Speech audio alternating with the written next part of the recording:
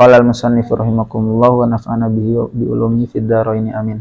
Bismillahirrahmanirrahim. Qul huwallahu ahad, Allahus samad, lam yalid wa lam yulad wa lam yakul lahu kufuwan ahad. Su'ila sallallahu alaihi wasallam an rabbihi, bahwa sesungguhnya Nabi Muhammad sallallahu alaihi wasallam itu ditanya oleh kaum kafir Quraisy tentang Tuhan Nabi Muhammad. Fanazala, maka turunlah ayat ini. Nah, itu di dalam kitab ini disebutkan bahwa asbabun nuzul dari surat Al-Ikhlas, ketika Rasulullah SAW itu ditanya oleh kaum kafir Quraisy, wahai Nabi Muhammad, kenapa sih engkau selalu menyangkal Tuhan kami, Tuhan yang kami sembah? Nabi datang itu kan dengan membawa Tuhan baru yang berbeda. Tuhan Nabi Muhammad itu kan nggak bisa dilihat zahiran secara jelas. Sedangkan Tuhan kaum kafir Quraisy pada saat itu jelas terlihat, patung bisa dilihat, berhala, batu, pohon dan lain sebagainya itu kan jelas. Jadi mereka kan enggak objeknya ada yang mereka jelas. Sedangkan Nabi datang membawa Tuhan. Tuhannya siapa? Allah. Mana Allah teh? Kan nggak bisa dilihat gitu. Akhirnya apa? Wahai Muhammad, siapa Tuhanmu? Nah, lantas turunlah ayat ini. Turunlah untuk menjawab, Tuhanku qul huwallahu ahad. Katakanlah wahai Muhammad, Tuhanmu adalah Allah Subhanahu wa ta'ala. Qul huwallahu ahad. Qul, katakanlah wahai Muhammad, huwallahu huwa, adapun dia itu Allah itu ahadun, esa atau tunggal. Apa bedanya ahad dengan wahid? Jadi kalau wahid itu merupakan pecahan dari 2, 3, 4, 5. Itu kan satu. Kalau satunya ada 2 berarti disebut 2. Kalau satunya ada 3 berarti disebut 3. Sedangkan ahad itu nggak bisa dipecah, hanya tunggal dan satu-satunya. Makanya di sini kenapa Al-Quran menyebutkan dengan kata ahad, karena Allah itu hanya satu-satunya dan merupakan Tuhan yang Maha Esa. Allah itu asal katanya apa sih? Allah itu asal katanya ada 2 pendapat, ilahun dan alihah. Kalau ilahun, akar kata dari Allah itu yang artinya ditaati. Sedangkan alihah itu memiliki arti mengherankan. Allah itu merupakan kata yang artinya akan kembali lagi kepada kata Allah.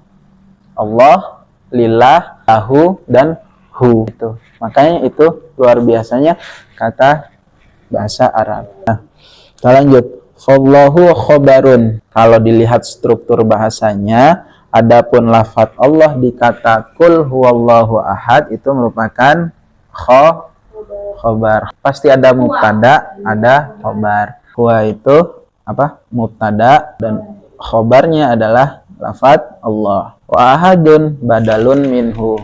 Ahad merupakan badal dari lafadz Allah. Dikatakan sebagai badal karena pengganti dari lafadz Allah, pengganti dari zat Allah yang zat Allahnya itu ahad atau tunggal. Au khobar sani. Jadi dia bisa berkedudukan 2, bisa menjadi badal atau khobar kedua dari lafadz dia atau huwa.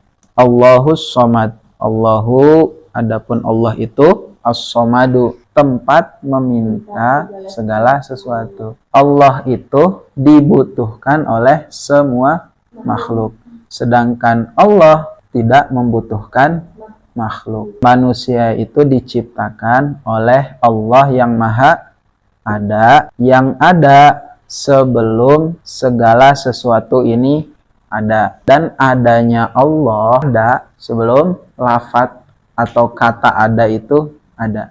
Maksudnya apa? Jadi Allah pusat segala sesuatu. Semua itu butuh Allah.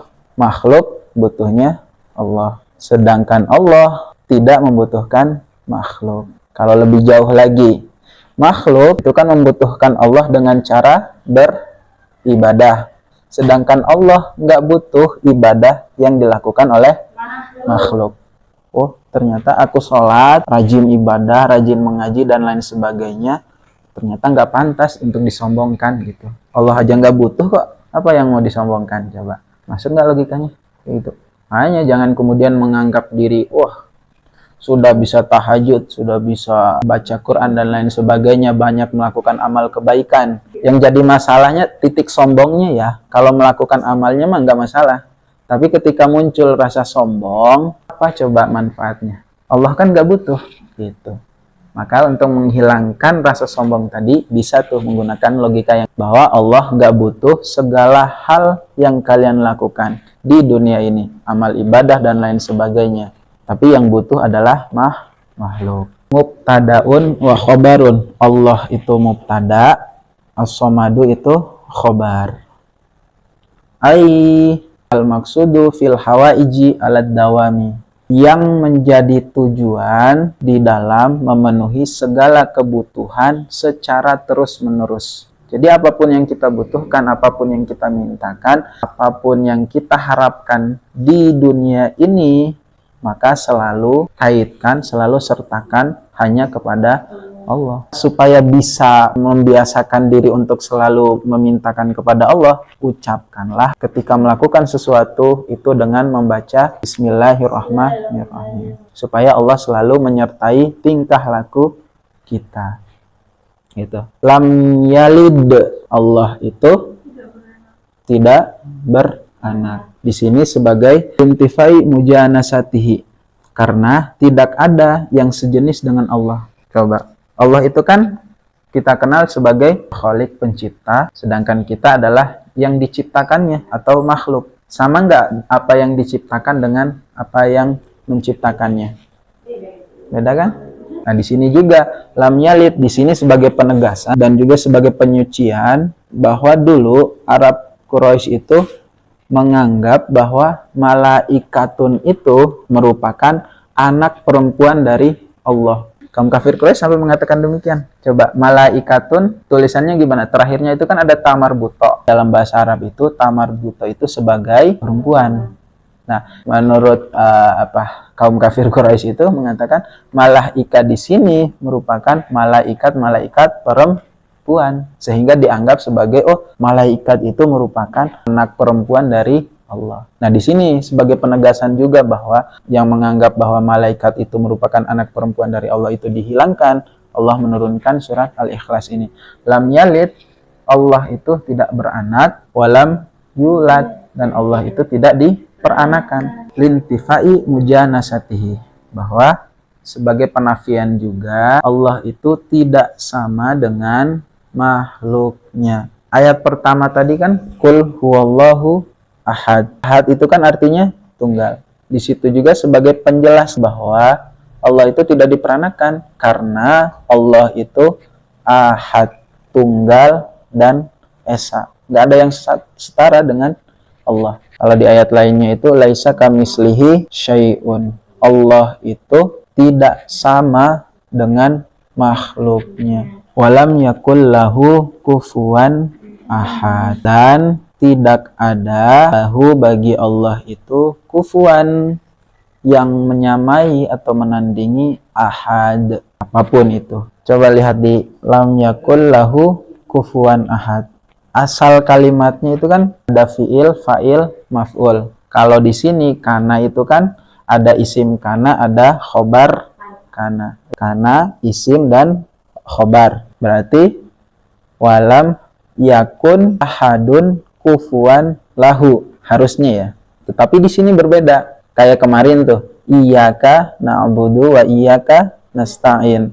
Harusnya kan fiil, fa'il, maf'ul. Dan tetapi maf'ulnya pada kata iyyaka na'budu itu kan didahulukan. Kemarin sebagai qasrun, sebagai penegasan bahwa yang hanya boleh disembah itu hanyalah Allah. Sedangkan di sini khobarnya itu kan didahulukan, sedangkan isimnya itu diakhirkan. Kita artikan dulu deh. Walam yakun, dan tidak ada lahu bagi Allah itu kufuan, tandingan atau yang menyamai ahad.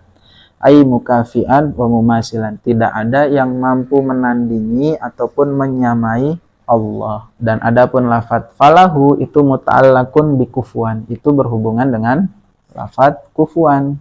Makanya didahulukan falahu muta'allaqun bikufuan wa qudima, dan adapun didahulukannya lafadz lahu itu alaihi daripada kufuan li'annahu mahtul qasdi bin nafi, karena dominasi tujuan pengucapannya sebagai penegasan bahwa kufuan yang gak ada bandingannya itu adalah Allah. Wa ukhira ahadun, dan adapun diakhirkan lafadz ahad di sini wahwa ismun yakun sebagai isim dari kana an khobariha daripada khobarnya. Tadi khobarnya apa? Kufuan. Ri'ayatu lil fasilati, sebagai apa? Untuk memelihara. Kalau dalam bahasa Indonesia itu kan ada rima akhiran a. Nah, di sini juga bahwa kenapa kata ahad itu diakhirkan? Harusnya kan diawalkan isim dibandingkan dengan khobar yang tadi. Itu sebagai ri'ayatu lil fasilati, supaya enak dengar. Coba. Qul huwallahu ahad, Allahus samad, lam yalid walam yulad walam yakul lahu kufuwan ahad. Nah, ada keindahan ketika sajak. Sajak itu berakhiran huruf yang sama. Itu.